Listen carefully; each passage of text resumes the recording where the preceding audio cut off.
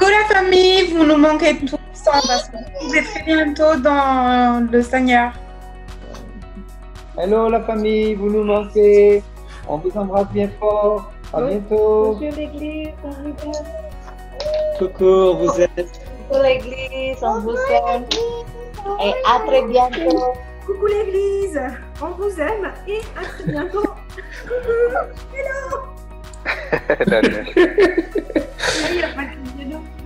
Allez, coucou des Viguiers, gros bisous à tous. Allez, coucou l'église, on a hâte de vous revoir. Coucou l'église, ça fait plaisir de vous voir. Coucou, on vous salue et on vous embrasse bien fort. Shalom. Amen. Coucou l'église, un bisou fraternel à chacun d'entre vous. Coucou l'église, on vous fait de gros bisous avec Lila et toutes. Coucou l'église, vous me manquez beaucoup et à bientôt. Bienvenue au culte de l'église protestante évangélique de Toulouse. Nous sommes aujourd'hui le dimanche 3 mai et c'est le 7e dimanche depuis le début du confinement. J'ai la joie de vous accompagner aujourd'hui pour notre culte. Et je vais avant tout remercier Dieu qu'il ait pu nous donner les technologies actuelles à pouvoir passer ce temps ensemble à le louer et à l'adorer.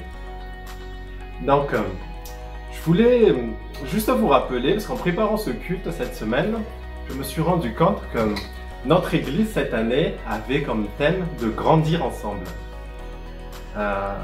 Les responsables s'étaient basés sur le passage de Actes en chapitre 2, verset 42 que je vais vous lire. Ils persévéraient dans l'enseignement des apôtres, dans la communion fraternelle, dans la fraction du pain et dans les prières. Personne n'aurait imaginé que nous allons devoir faire ce beau programme en étant éloignés les uns des autres.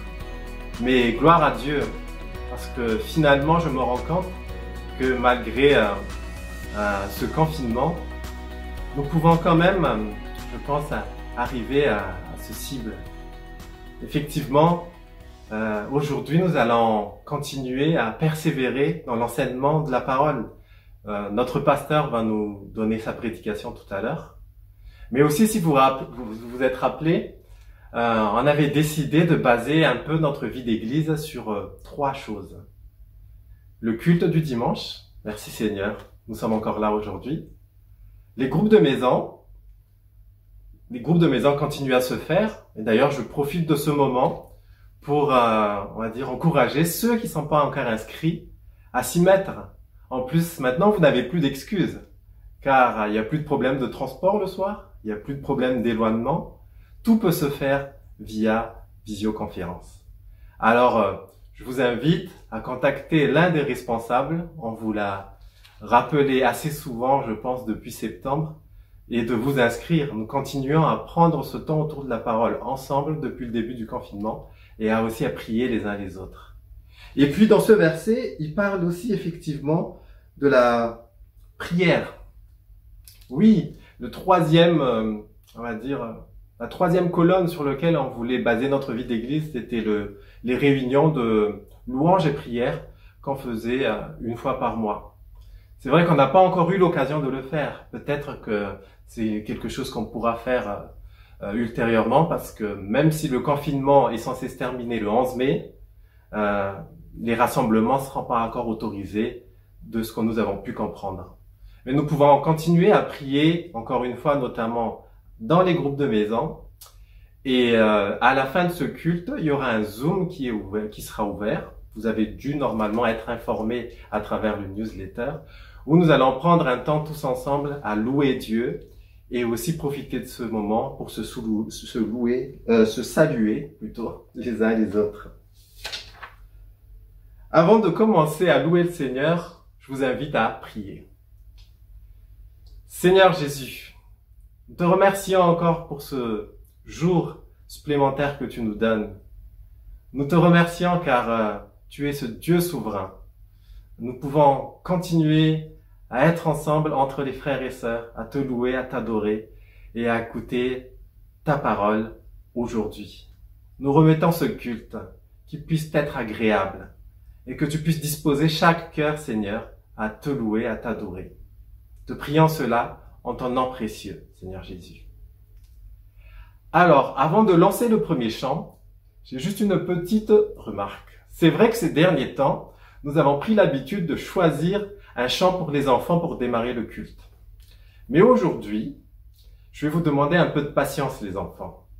On va d'abord chanter 2 chants et après, il y aura un chant juste avant le message du pasteur. Il y aura une petite surprise. Je vous en dirai plus tout à l'heure.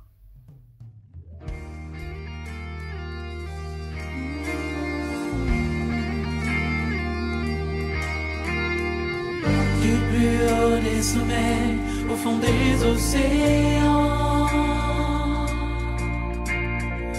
la création nous parle de ta majesté. Des couleurs de l'automne au parfum du printemps, au parfum du printemps. Toute créature élève sa voix pour chanter et proclamer Dieu incomparable, grand et admirable. Tu as placé les étoiles et tu connais leur nom. Tu es surprenant, Seigneur. Dieu redoutable, insaisissable, émerveillé, nous tombons à genoux et crions. Tu es surprenant, Seigneur.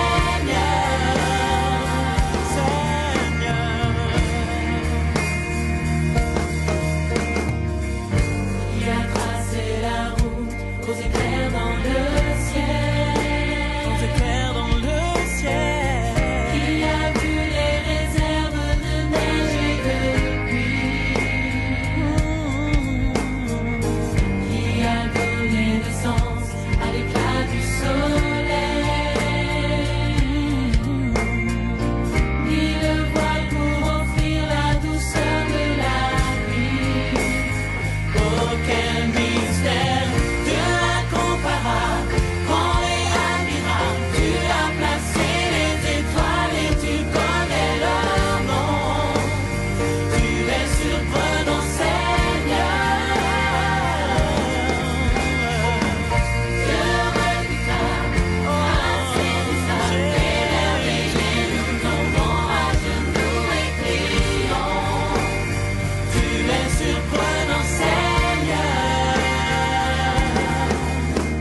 Oh, tu es surprenant, Seigneur.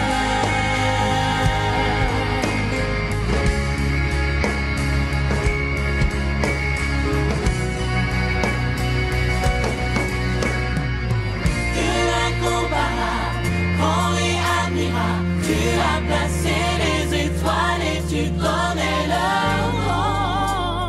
Tu es surprenant, Seigneur. Dieu redoutable, insaisissable, émerveillé, nous tombons à genoux et crions.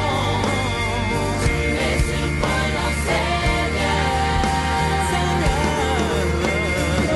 Dieu incomparable, grand et admirable. Tu as placé les étoiles et tu connais leur nom.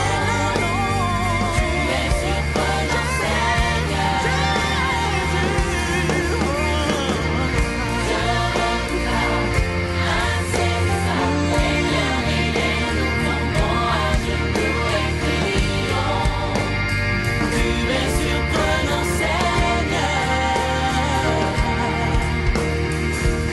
Dieu insondable, inébranlable, tu vois mon cœur et pourtant tu m'aimes sans condition. Tu es surprenant, Seigneur.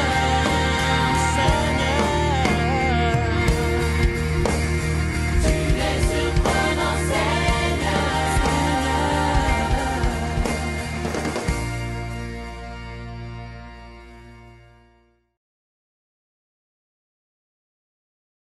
Je chanterai gloire à l'Éternel. Je chanterai louange à son nom.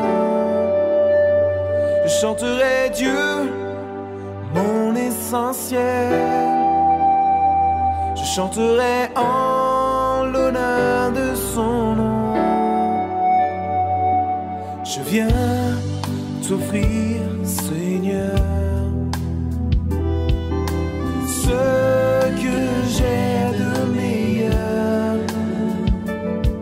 Je viens t'offrir ma vie. Oui, à toi, Jésus-Christ. Et même si je suis fragile, et même si c'est difficile, je chanterai gloire à l'Éternel.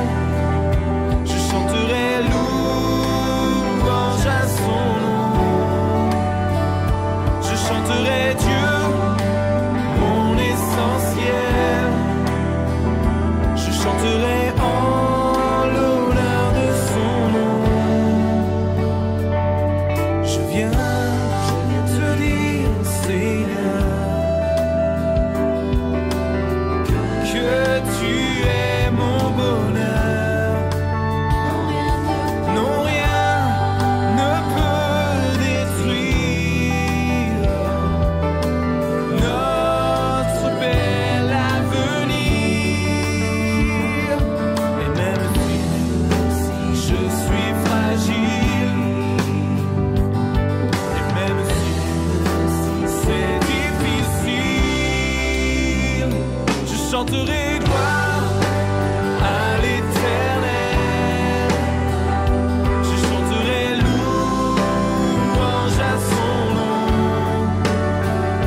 Je chanterai Dieu, mon essentiel.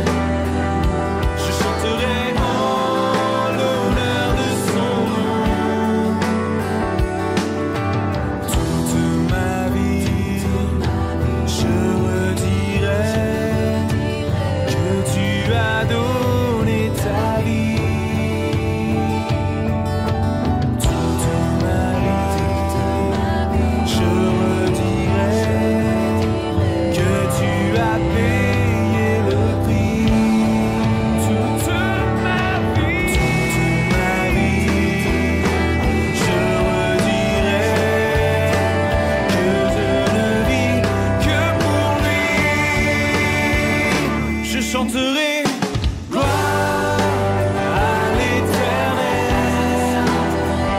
Je chanterai louange à son nom. Je chanterai Dieu, mon essentiel. Je chanterai en l'honneur de son nom. Je chanterai gloire à l'Éternel. Je chanterai louange à son nom. Oui, à toi, je chanterai Dieu, mon essentiel.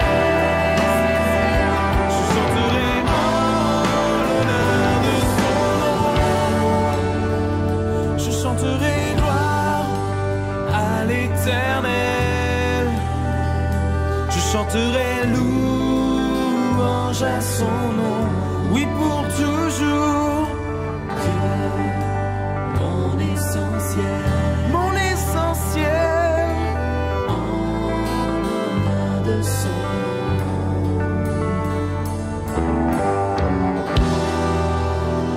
Oui, nous avons vu à travers ces chants que notre Dieu est un Dieu incomparable. C'est le créateur de l'univers. Dans le premier chant, j'aime bien le passage où il dit qu'il a créé toutes les étoiles et il connaît chacun de leurs noms. Et ce Dieu-là, c'est notre Père.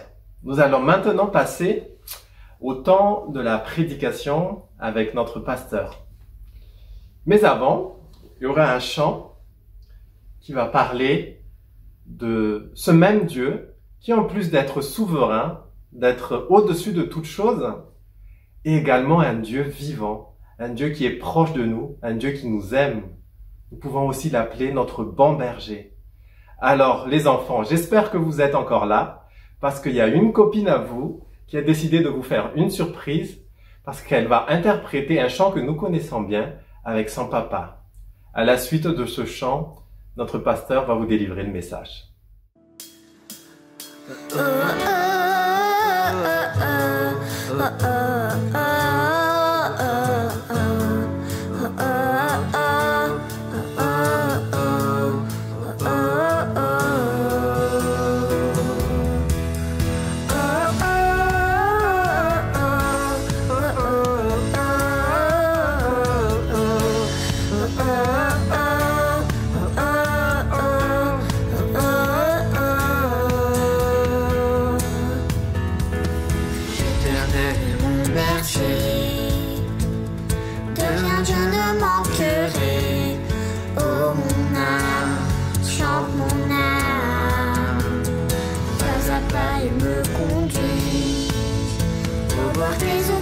Je le suis, oh mon âme, chante mon âme. Oui, toujours le bonheur et la grâce m'accompagneront devant sa face, dans sa présence, tellement de joie, tellement de joie. Le temps qu'il se trouve auprès de moi, aucun mal, mon âme, tu le craindras. Et dans son temple, je reviendrai, je reviendrai. Si je traverse encore la vallée de l'ombre de la mort, oh mon âme, chante mon âme, puisqu'il m'aime le premier, rien ne pourra me séparer de son amour. Son amour, oui, toujours le bonheur et la grâce m'accompagneront devant sa face, dans sa présence, tellement de joie, tellement de joie. Et tant qu'il se trouve auprès de moi, aucun mal, mon âme, tu le craindras. Et dans son temple, je reviendrai.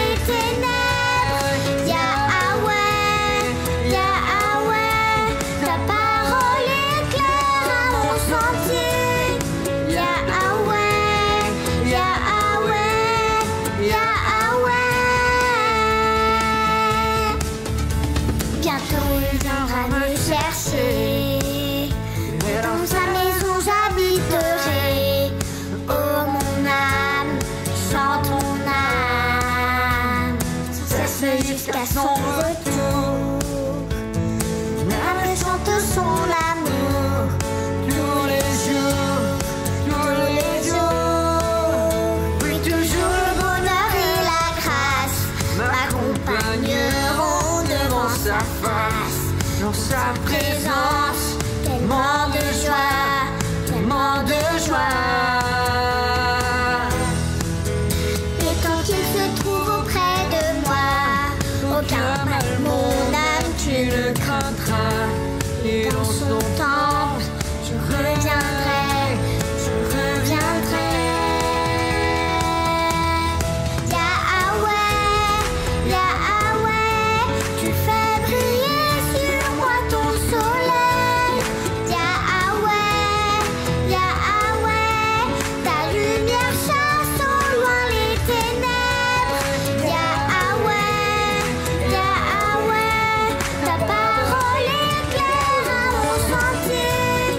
Yahweh, Yahweh, Yahweh.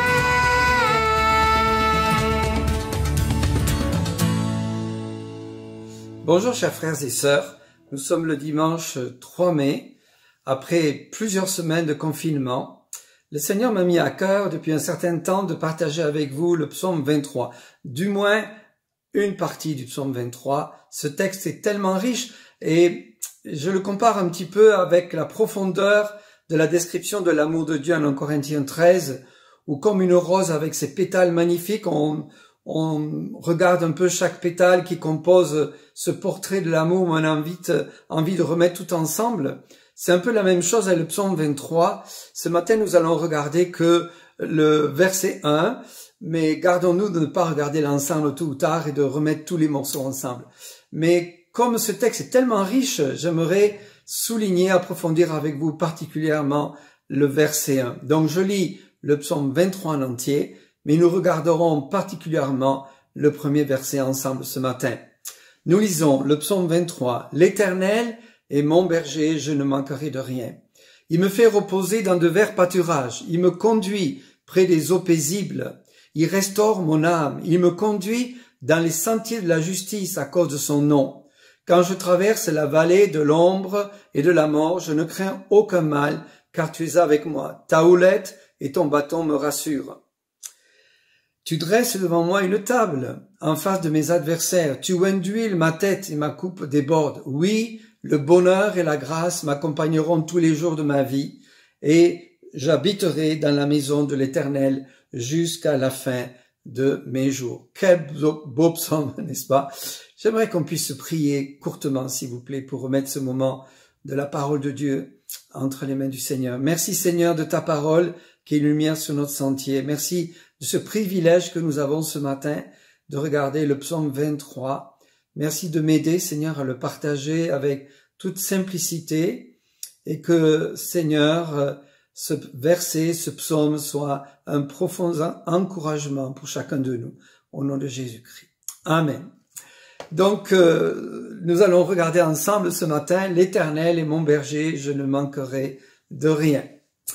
Il y a plusieurs façons de prêcher le psaume 23 et j'aimerais vous donner ce matin en quelque sorte la façon avec laquelle le Seigneur un jour m'a donné un petit peu ce message alors que j'étais dans une réunion de missionnaires qui allait être envoyée sur le champ missionnaire. Le Seigneur m'a mis sur le cœur le psaume 23 et particulièrement ce verset 1 afin d'encourager mes frères et sœurs bien-aimés qui partaient pour le champ missionnaire. L'Éternel est mon berger, je ne manquerai de rien. Et ma prière ce matin, c'est que ce verset soit un profond encouragement pour chacun de nous dans ces temps si particuliers, si difficiles que nous vivons en tant que confinement de toute une nation. Oui, il y a plusieurs façons de regarder le psaume 23 et je vais donc le partager avec vous, la façon avec laquelle donc le Seigneur me l'a mis à cœur. Mais comme le verset 1 met l'accent sur l'Éternel est mon berger, je ne manquerai de rien. Peut-être que la première question que le Seigneur vous pose à chacun, c'est est-ce que vraiment l'Éternel est votre berger? Dans quelle mesure vous lui faites confiance pour qu'il pourvoie tous vos besoins? Est-ce qu'il pourvoit réellement tous vos besoins? Alors, j'ai appelé ce message la vie abondante. Le croyant, comme David, est appelé à vivre une vie abondante, qui est décrite d'ailleurs largement dans tous les versets du psaume 23. Une vie intime, telle que David l'avait envers son Dieu, comme une brebis avec son berger. Et vous savez que David, de métier, au départ, était berger avant de devenir roi. Alors le berger, qu'est-ce qu'il fait? Il apporte à ses brebis de nombreux soins, mais aussi la sécurité, la nourriture abondante, il les protège, il les garde, il les connaît par leur nom, il prend soin de chacune d'elles. Et donc, dans son expérience de berger, David comprenait très bien ce rapport qu'a un berger envers une brebis ou une brebis envers son berger. Aujourd'hui, si nous avons accepté le Seigneur Jésus-Christ, il est devenu pour nous le bon berger. C'est lui qui nous donne toute sécurité et une vie abondante, faite de paix, de joie, de santé et de bonheur. Jésus-Christ a dit en Jean chapitre 10, verset 11, « Je suis le bon berger. Le bon berger donne sa vie pour ses brebis. » Après cette introduction, nous allons commencer à regarder le verset pratiquement mot à mot. Et donc commencer par le mot éternel. L'Éternel est mon berger, je ne manquerai de rien. Le mot hébreu, c'est Yahweh. Il est celui qui est. C'est le nom de Dieu qui a été révélé à Moïse en Exode 3,14, où Dieu s'est présenté à Moïse et il lui dit « Je suis celui qui suis ». Il ajouta « C'est ainsi que tu répondras aux enfants d'Israël, celui qui s'appelle « Je suis » m'a envoyé vers vous. Il se trouve que le Seigneur Jésus lui-même a dit dans l'évangile de Jean à ses amis juifs, avant qu'Abraham fût « Je suis ». Ça veut dire qu'il reprenait le même nom que Dieu avait utilisé pour se révéler à Moïse, « Je suis ». Et donc il était en train de se faire égal à Dieu. C'est pour ça que les Juifs ont désiré le lapider. Mais le Seigneur est Dieu, le Seigneur Jésus est le même aujourd'hui et éternellement, dit la Bible. Alors dans ce nom Yahweh, il y a la notion du temps. C'est un mot qui a à faire avec le temps. C'est pourquoi nous le traduisons par éternel, dans le sens qu'il n'y a plus de temps pour Dieu. C'est un peu difficile de se représenter l'éternité. Dans ma petite tête, j'ai un graphisme que j'aime utiliser, une illustration qui me permet parfois d'expliquer l'éternité. C'est comme un curseur qui se promène sur une ligne depuis le début des temps jusqu'à la fin des temps.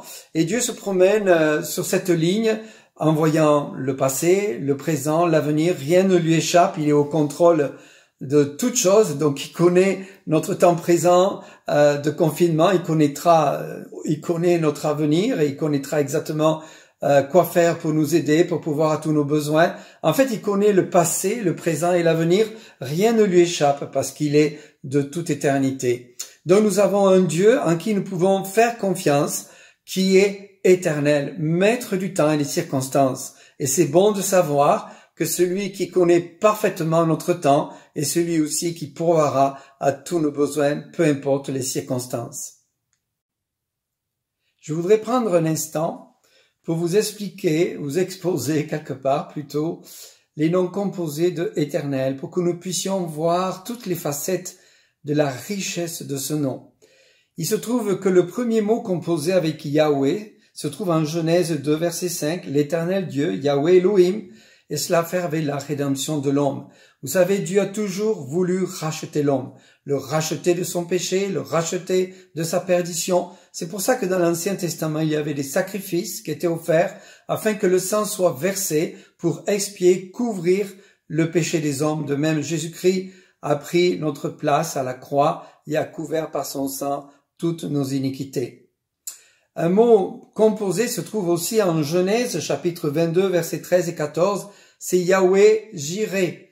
C'est une histoire assez invraisemblable. Abraham a donné naissance à un fils, Isaac, le fils de la promesse, après des années attendues par sa femme et lui-même. Enfin, ils ont un fils, il a peut-être 25 ans, et Dieu lui demande une chose invraisemblable, de sacrifier son unique, son fils. C'est bien sûr une image de ce que Dieu le Père un jour a fait avec son fils Jésus-Christ. Et donc au moment où il va sacrifier son fils, Dieu l'arrête et il a trouvé un substitut qui est le bélier et Dieu a pourvu un animal qui allait être exécuté en quelque sorte à la place de son fils Isaac pour substituer le sacrifice que Dieu lui avait donné. Oui, on peut pas substituer nous, le sacrifice de Jésus-Christ, il n'y en a qu'un seul, et c'est Dieu qui a pourvu, Jéhovah Jireh, il a pourvu à ce sacrifice parfait, et nul ne vient au Père que par lui. Jésus-Christ est celui qui est le substitut parfait pour votre vie. Un autre nom composé se trouve bien aimé en Exode, chapitre 15, verset 26. Vous savez, le peuple d'Israël, on lui ressemble.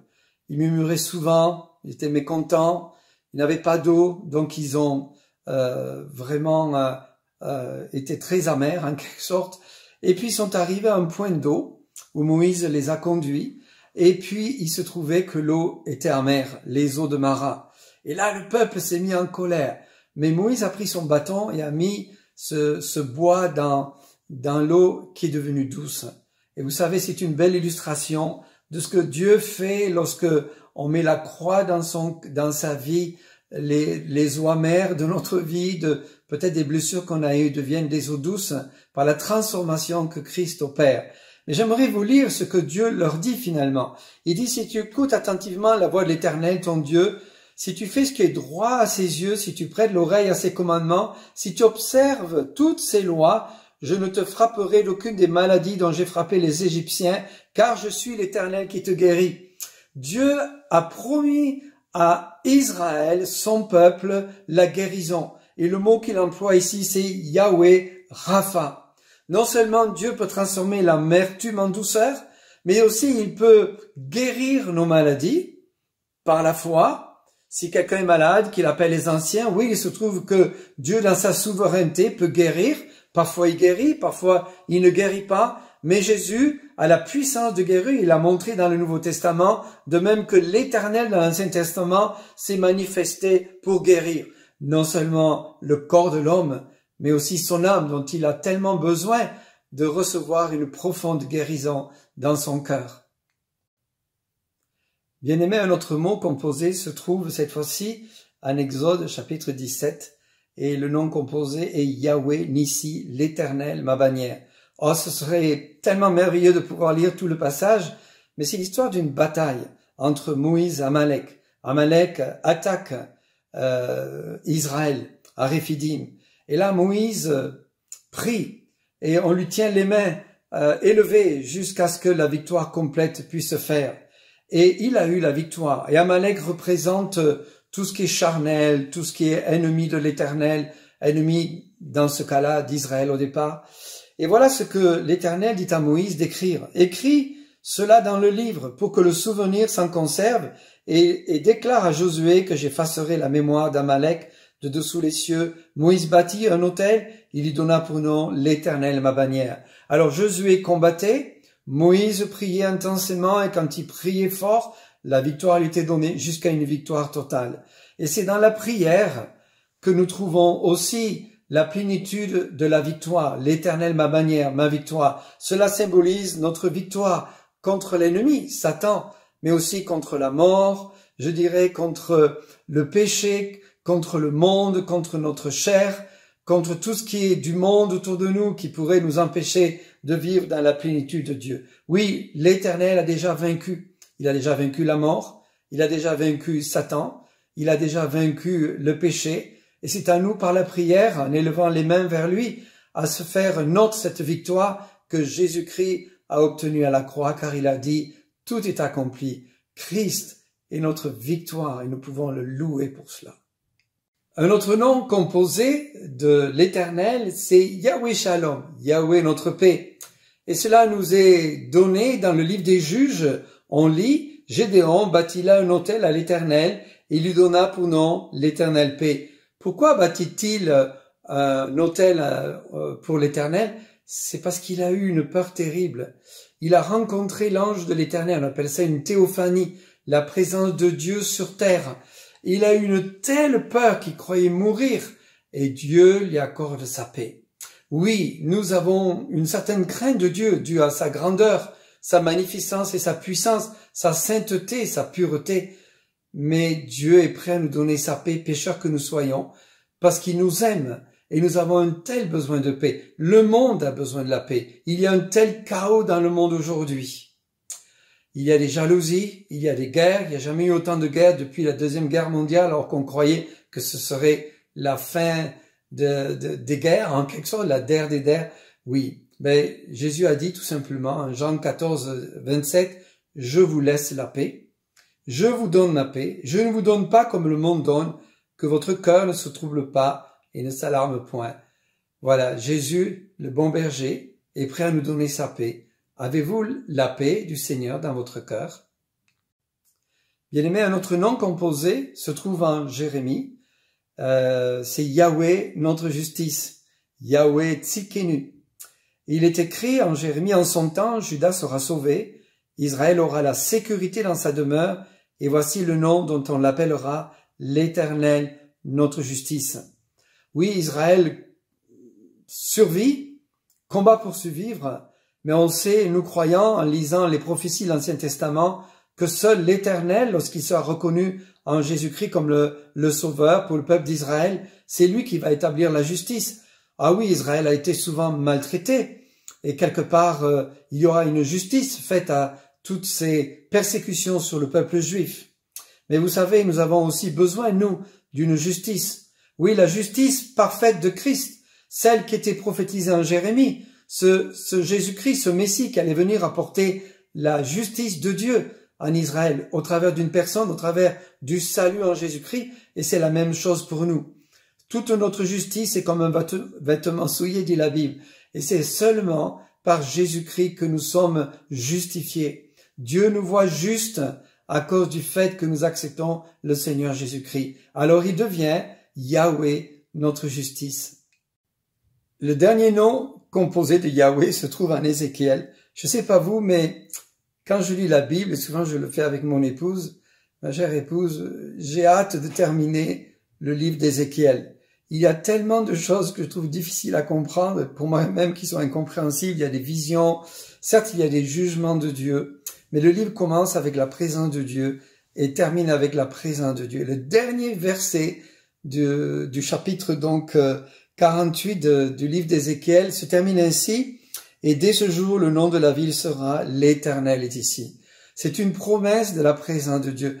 C'est comme si le ciel s'entrevoit. Après toutes les difficultés qu'a connues Israël, c'est comme si le ciel s'entrevoit. Et c'est la même chose pour nous. Jésus a dit, je suis avec vous tous les jours jusqu'à la fin du monde. Le ciel s'est ouvert pour nous. Nous avons la présence de Dieu par le Saint-Esprit au travers de Jésus-Christ, et sa présence est réelle dans nos vies. Christ est devenu notre présence, il est omniprésence. Et quelle grâce de connaître cette présence tous les jours dans notre vie, une fois qu'on l'a accepté. Alors oui, ça a été un petit peu long peut-être, mais nous avons vu les noms composés de Dieu, l'Éternel. Un premier nom composé, c'est Yahweh Elohim, qui montre le nom, l'Éternel Dieu, qui est en relation avec l'homme dans son désir de le racheter. L'Éternel pourvoira, il a pourvu un substitut qui est Jésus-Christ pour chacun de nous. L'Éternel qui guérit, c'est celui qui guérit nos corps, mais aussi nos âmes, nos cœurs, nos pensées.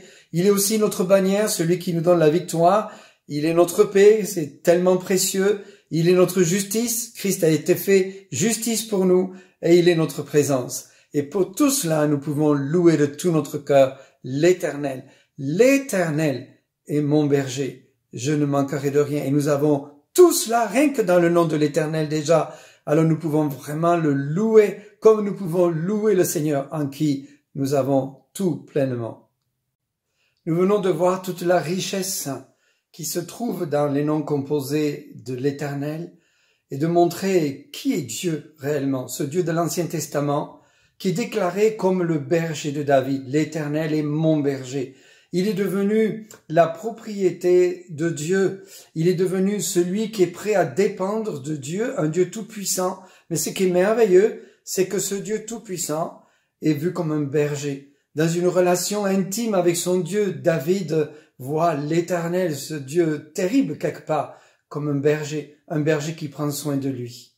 David savait ce qu'était de prendre soin des brebis, lui-même avait été berger. Il sait que les brebis sont des animaux souvent nommés comme des animaux stupides. Il y a toutes sortes de dangers, il y a des prédateurs, elles peuvent attraper toutes sortes de parasites, elles peuvent s'égarer tellement facilement.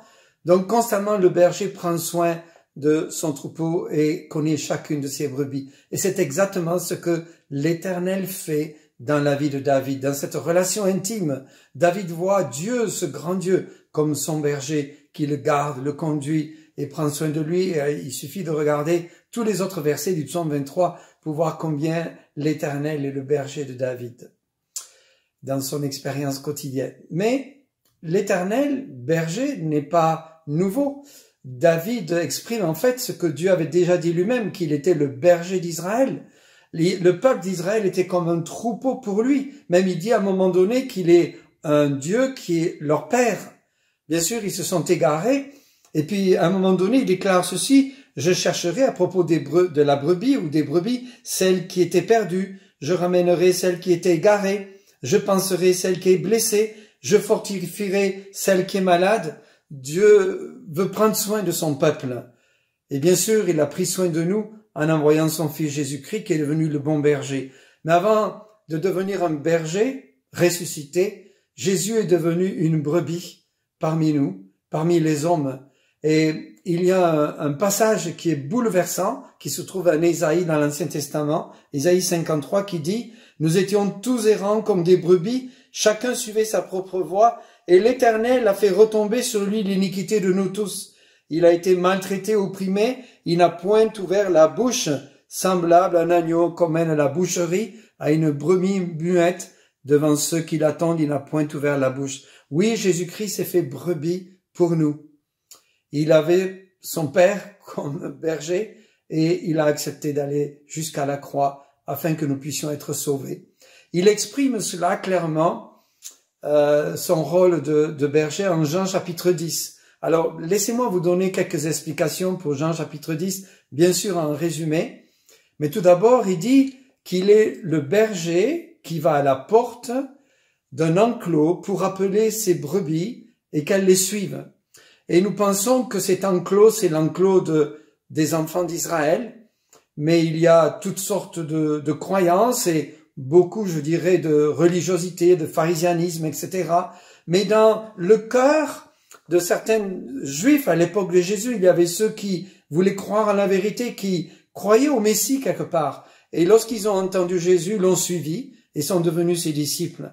Alors Jésus a un autre enclos pour eux, après les avoir, ces brebis sorties de l'enclos de la religion, et qui n'a pas été dans une religion quelque part, plus ou moins juste d'ailleurs. On entend le berger, il nous appelle, on sort, et lui nous amène dans une autre bergerie, et il devient la porte de cette bergerie. Il devient notre salut et on entre dans cette bergerie en étant né de nouveau et ensuite il nous conduit dans de verts pâturages, il devient le bon berger. Alors on a peut-être été tous trompés par des faux bergers, par la religion quelle qu'elle soit, mais Jésus-Christ est vraiment le bon berger. Il est écrit, je suis le bon berger donne sa vie pour ses brebis. Mais le mercenaire, qui n'est pas le berger, à qui n'appartiennent pas les brebis, voit venir le loup, abandonne les brebis et prend la fuite, et le loup les ravit et les disperse. Le mercenaire s'enfuit, parce qu'il est mercenaire et qu'il se met point en peine des brebis. Je suis le bon berger. Je connais mes brebis, et elles me connaissent, comme le Père me connaît, et comme je connais le Père, et je donne ma vie pour mes brebis. Le Seigneur Jésus est cet agneau qui s'est sacrifié à la croix. Il a donné sa vie pour nous. Il est vraiment le bon berger. Et aujourd'hui, on est au bénéfice de sa résurrection. Il est ressuscité. Il est celui qui nous dirige, qui nous protège, qui prend soin de nous et qui pourvoit à tous nos besoins. David écrivait, « L'Éternel est mon berger, je ne manquerai de rien. » Je pense que David avait une vie abondante, une vie riche dans le Seigneur, une vie comblée. Et c'est exactement cette sorte de vie que Dieu veut nous donner en Jésus-Christ. Nous avons tout pleinement en lui, de même que David avait tout pleinement en l'Éternel, son berger. Jésus est notre bon berger. Alors, quels sont les besoins que nous avons? Nous avons trois sortes de besoins, comme tout être humain, des besoins physiques, des besoins matériels et des besoins spirituels. Notre corps est lié à notre âme et parfois nous pouvons être épuisés. Nous avons besoin d'être renouvelés. Parfois, nous nous agitons beaucoup par toutes sortes d'activités qui nous amènent à l'épuisement. Nous voulons servir le Seigneur, mais parfois nous le faisons dans nos propres forces, ce qui amène frustration ou épuisement à nouveau. Et il y a toute une leçon ici de la psychosomatie, dans le sens que Dieu renouvelle nos forces physiques. Mais aussi, il est celui qui peut guérir et il y a tellement de récits, n'est-ce pas, de guérison divine que Dieu a accompli. Je peux vous dire que je sais que mon épouse a été guérie. Moi-même, j'ai été guéri. Je connais des gens qui ont été guéris de différentes maladies. Alors, c'est sous le contrôle de Dieu, dans sa souveraineté. Mais on a vu que l'Éternel guérit. Il a promis en Israël et il l'a promis ici.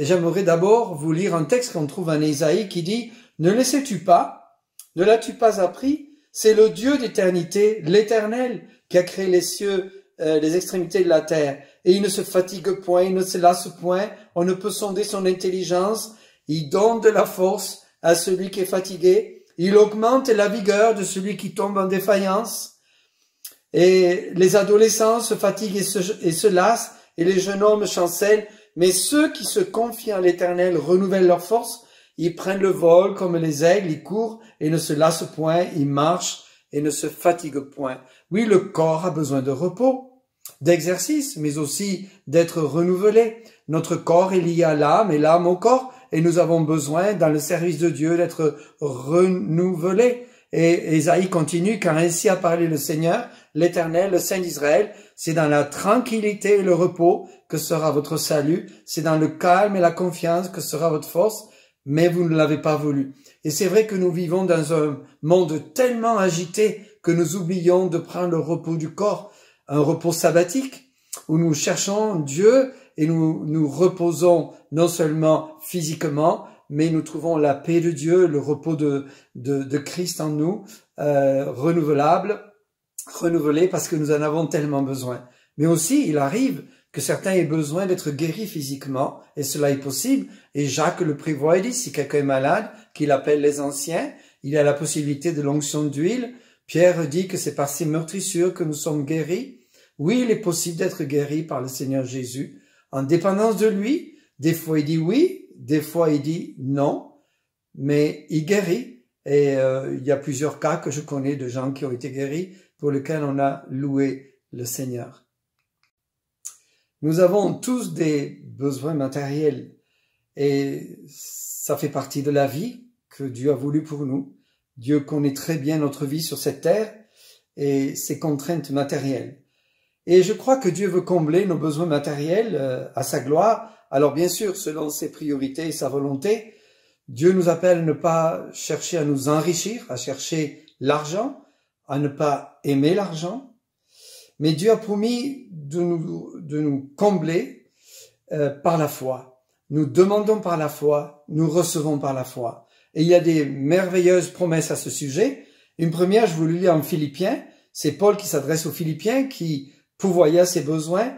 Et en échange, en retour, quelque part, Paul leur promet ceci de la part de Dieu. « Et mon Dieu pourvoira tous vos besoins selon sa richesse avec gloire en Jésus-Christ. » Oui, il y a plus de bonheur à donner qu'à recevoir. Et lorsque nous donnons, nous recevons. Peut-être certains sont inquiets dans ce temps de confinement pour l'avenir, leur avenir matériel, mais nous devons prier que Dieu pourvoie à nos besoins et il le fera. Il le fera parce qu'il y a un passage incontournable que nous devons lire maintenant en Matthieu, et je prends le temps de vous le lire, c'est ceci. C'est pourquoi je vous dis, et lisons-le, regardons-le, méditons-le, ce passage, avec toute notre attention. C'est pourquoi je vous dis, ne vous inquiétez pas pour votre vie, de ce que vous mangerez, ni pour votre corps, de quoi vous serez vêtus. La vie n'est-elle pas plus que la nourriture et le corps plus que le vêtement? Regardez les oiseaux du ciel, ils ne sèment ni ne moissonnent, et ils n'amassent rien dans des greniers, et votre Père Céleste les nourrit. Autrement dit, on n'a pas besoin de cumuler de l'argent en pensant à l'avenir. Tout simplement, c'est Dieu qui prend soin de nous. Et votre Père Céleste les nourrit. Ne valez-vous pas beaucoup plus qu'eux? Qui de vous, par ses inquiétudes, peut ajouter une coudée à la durée de sa vie? Ou pourquoi vous inquiétez au sujet des vêtements? Considérez comment croissent les lits des champs. Ils ne travaillent ni ne filent. Cependant, je vous dis que Salomon même, dans toute sa gloire, n'a pas été vêtu comme l'un d'eux. Et si Dieu revêt ainsi l'herbe des champs, qui existe aujourd'hui et qui demain sera jetée au four, ne vous vêtira-t-il pas à plus forte raison, gens de peu de foi? Ne vous inquiétez donc point, et ne dites pas que mangerons-nous, que boirons-nous, de quoi serons-nous vêtus? Car toutes ces choses, ce sont les païens qui les recherchent.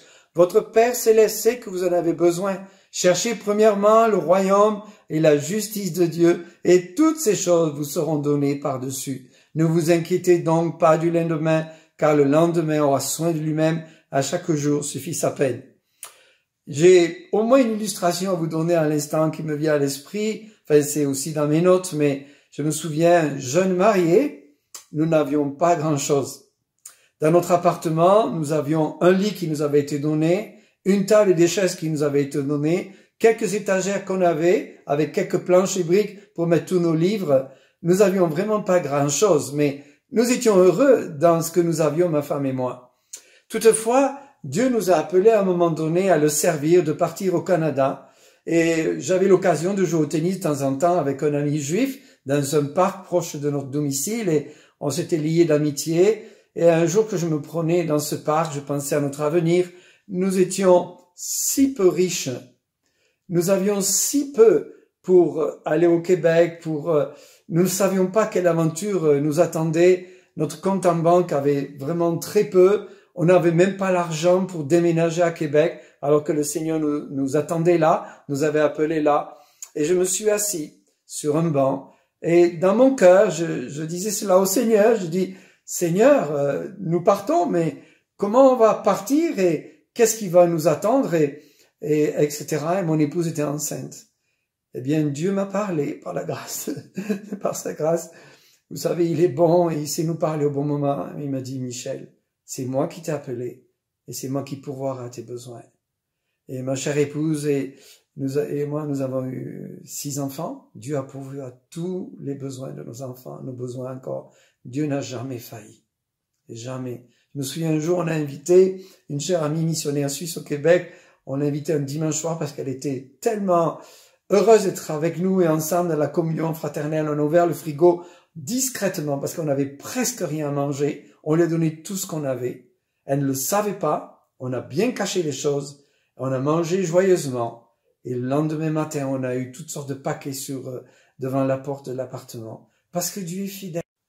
Nous avons donc des besoins physiques, des besoins matériels et des besoins spirituels. L'être est essentiellement spirituel. Nous sommes des personnes spirituelles qui avons besoin d'être remplis de Dieu, d'être remplis de sa présence et d'être remplis de son amour notamment. Et particulièrement peut-être dans ces temps de confinement, il y a peut-être des tensions dans les couples, dans les relations parents-enfants, il y a scolarité à faire à la maison, etc. Oui, bien sûr, devant tous ces besoins, il y a la provision de l'Éternel, du bon berger. Et nous avons besoin de cet amour. Et l'apôtre Jean, l'apôtre de l'amour, a dit « Bien-aimés, aimons-nous les uns les autres, car l'amour est de Dieu. Et quiconque aime est né de Dieu et connaît Dieu. » Vous savez, il est une source intarissable.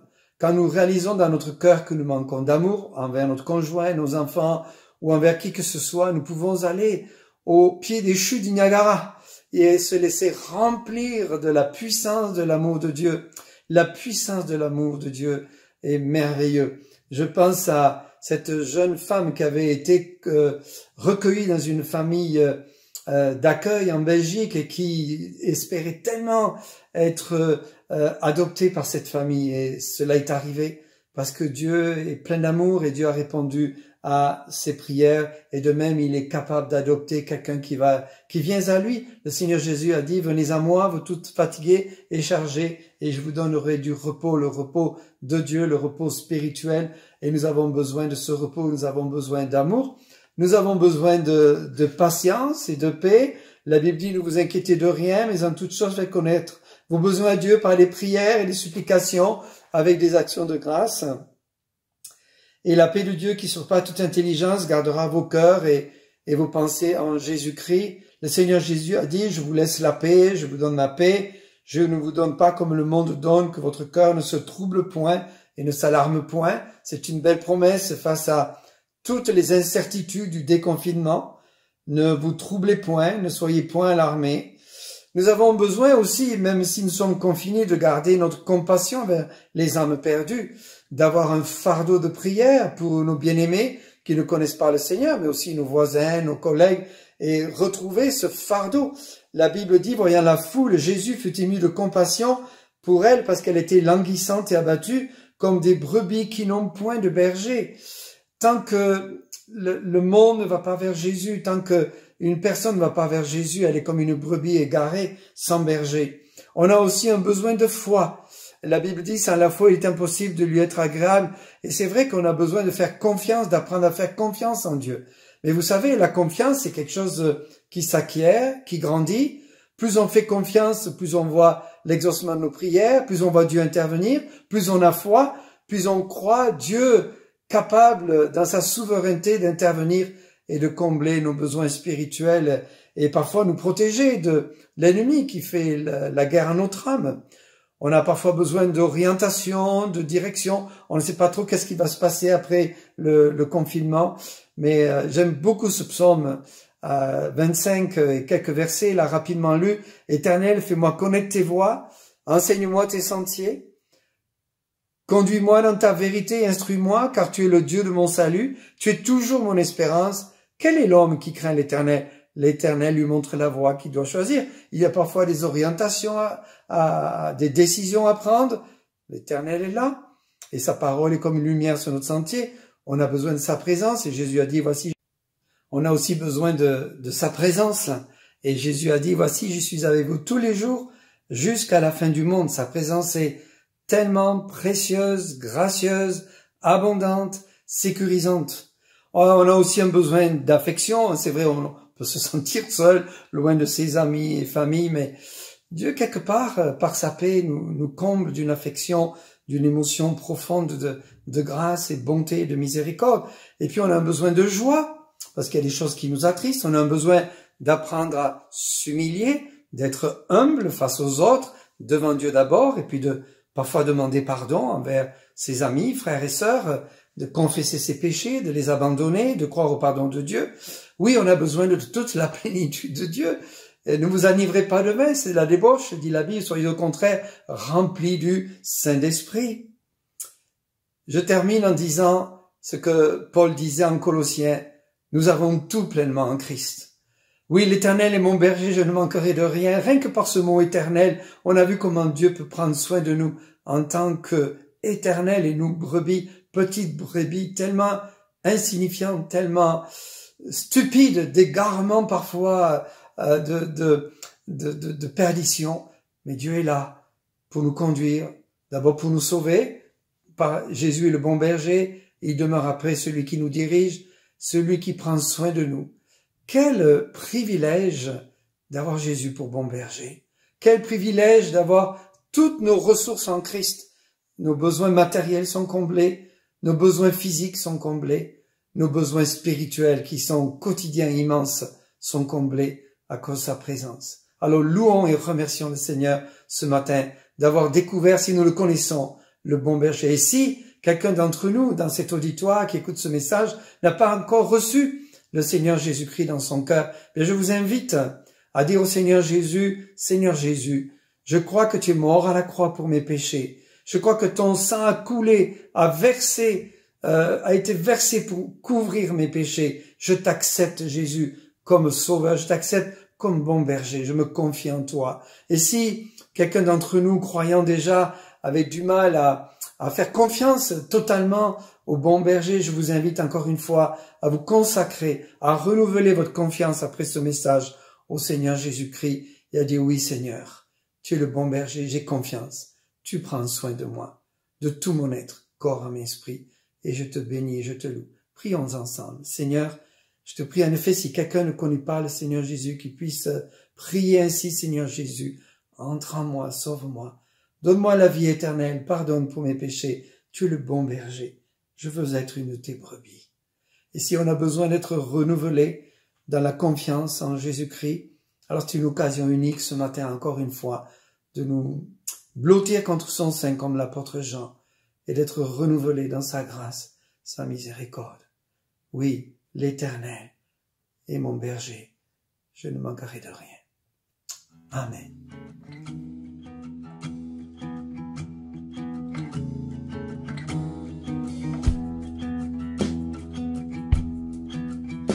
Mon Dieu est si bon, il prend bien soin de moi.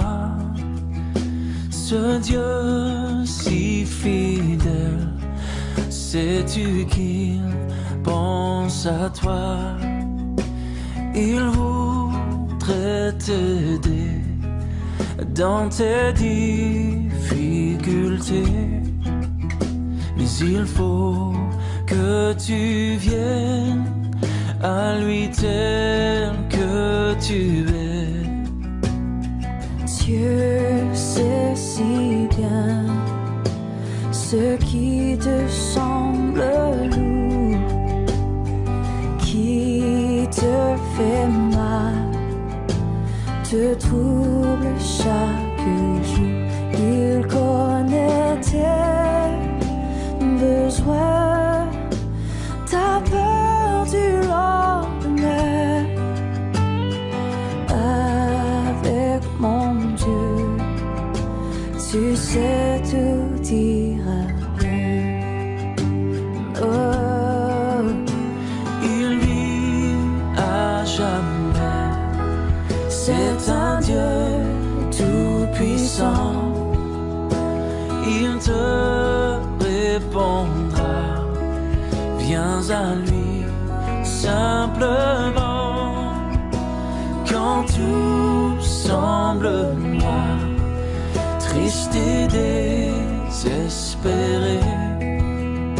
sais-tu que là-haut tu n'es pas t'oublier, non. Dieu sait si bien ce qui te semble lourd, qui te fait mal, te trouble chaque jour. Il connaît tes besoins, ta peur du lendemain. Oh, avec mon Dieu, tu sais tout ira bien.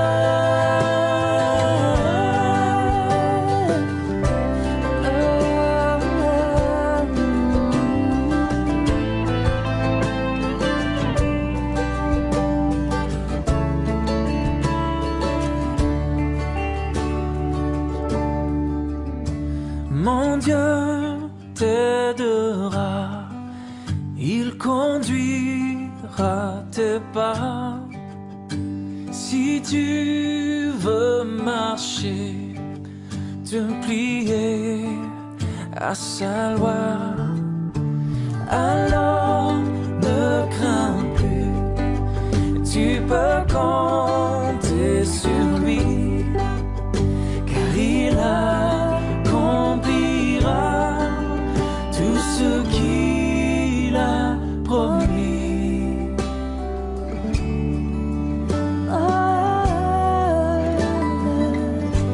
Mon Dieu est si bon.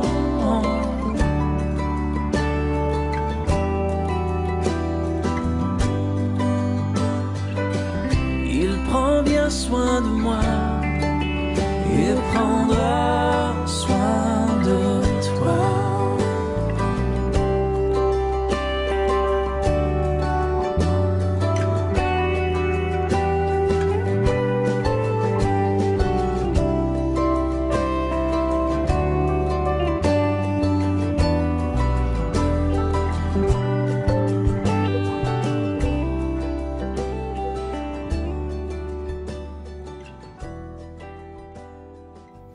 Dans le livre des psaumes, au chapitre 91, verset 2, il est marqué: Je dis à l'Éternel, mon refuge et ma forteresse, mon Dieu en qui je me confie. J'espère que vous avez été bénis par ce message du pasteur. Nous allons maintenant passer au temps de prière. Alors, comme d'habitude, nous vous proposons plusieurs sujets qui vont être affichés sur l'écran juste après. Mais évidemment, cette liste n'est pas exhaustive. L'essentiel, c'est que nous puissions tous prendre ce temps à nous adresser à notre Père. Alors, on a mis un temps réservé pour cela.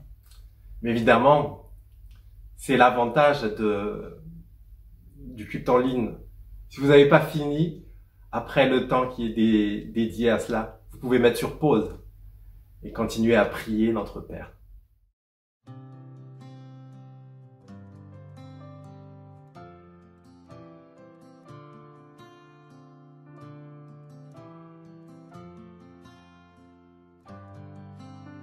Épine sur sa terre, épine dans son côté, mais c'est son amour qui l'a fait pleurer, cloué sur la croix, sa vie il a donné. Comment pourrais-tu dire non à cet homme?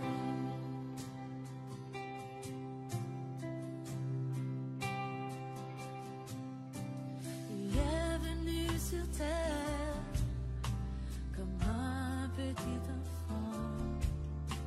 Il a quitté son trône de gloire pour s'humilier.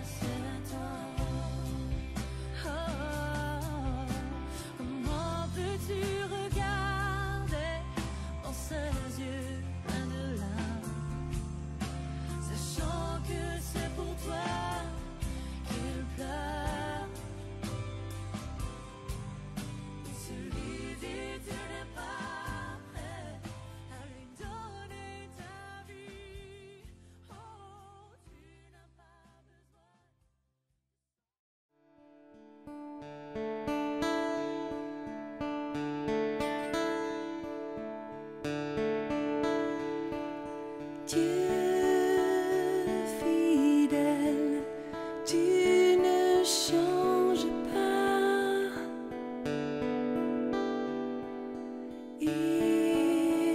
Éternel, mon rocher,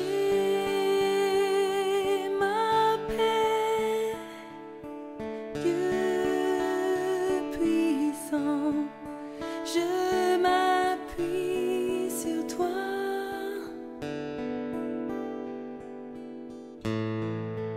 Et je crie vers toi, car tu es mon Dieu. Oui, je crie vers toi, j'ai besoin de toi.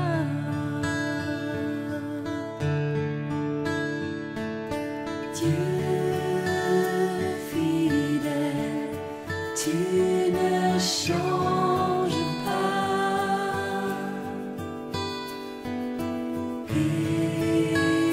Éternel, mon rocher, ma paix, Dieu puissant, je m'appuie sur toi.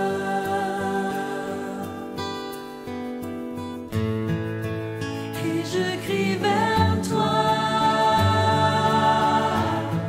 car tu es mon Dieu. Oui, je crie vers toi, j'ai besoin de toi. Tu es mon roc au jour de la détresse.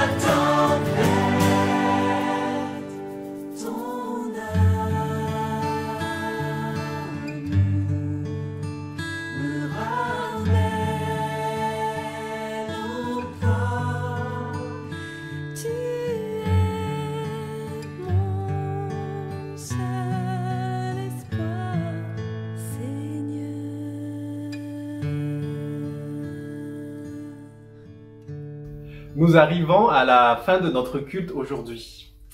Alors avant de vous quitter, je voulais vous donner une parole d'encouragement. Effectivement, même si ces 7 semaines peuvent paraître lents, et au final, on ne sait pas exactement quand est-ce que nous allons pouvoir reprendre le cours de notre vie normale. Mais comme nous venons de chanter à l'instant, n'oubliez pas que notre Dieu est fidèle. Il ne change pas malgré les circonstances. Et encore, une chose à bien retenir, c'est que nous avons un Dieu d'amour. Il nous aime. C'est ce qui est marqué sur mon t-shirt. Dieu nous aime et il est venu jusqu'à nous pour nous le montrer à travers Jésus-Christ. Je voulais aussi, peut-être, s'il y en a parmi vous qui écoutent ou qui assistent à ce culte pour la première fois en ligne, nous n'avons pas l'habitude d'accueillir les gens à travers un écran. Mais en tout cas, nous vous souhaitons le bienvenu. Nous souhaitons, l'Église vous souhaite le bienvenu. Si vous souhaitez être contacté par le pasteur ou par juste une personne, vous pouvez aller sur le site de l'EPET et vous trouverez une adresse sur le site sur lequel vous pouvez écrire. Pour les personnes qui souhaitent, maintenant nous avons notre rendez-vous quotidien après le culte à travers le Zoom. Les liens sont marqués en bas de l'écran, mais vous l'avez aussi reçu normalement à travers le dernier newsletter de Michel. Normalement, on vous donne une petite dizaine de minutes pour vous préparer. Le Zoom sera ouvert à partir de 11h45. Alors, comme je vous ai dit au début de ce culte, ce sera un temps pour nous de louer ensemble le Seigneur, de prier ensemble, de se donner des nouvelles également et de nous saluer. Sur ce, je vous laisse. Je vous souhaite un bon dimanche, une bonne semaine et à dimanche prochain.